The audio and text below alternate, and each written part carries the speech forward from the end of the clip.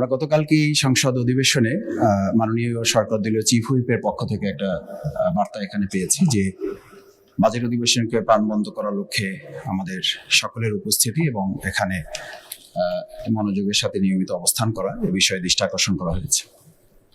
এই প্রেক্ষিতে আমি দুটো বিষয় আমার জানার বিষয়। একটা হচ্ছে যে আমরা শুরু থেকেই তার জন্য প্রাণ খুলে দোয়া করি আমাদের বর্ষিয়ান রাজনীতিবিদ এবং এই সংসদের একজন বিজ্ঞ পার্লামেন্টারিয়ান জনাব মির্জা আব্বাস, তার শারীরিক সর্বশেষ অবস্থা সম্পর্কে এই পার্লামেন্ট এখন পর্যন্ত আনুষ্ঠানিকভাবে আমরা কিছু জানতে পেরেছি এটা আমার মনে পড়ছে না।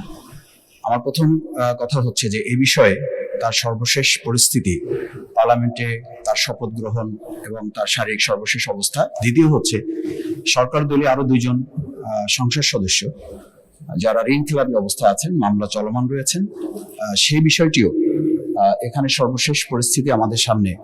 আমার মনে হয় আমরা একজন সংসদ সদস্য হিসেবে জানা দরকার যে আমরা এখনো পর্যন্ত পার্লামেন্টে অংশগ্রহণ করা কিংবা না করার প্রশ্নে তারা কি ভূমিকা পালন করতে পারছেন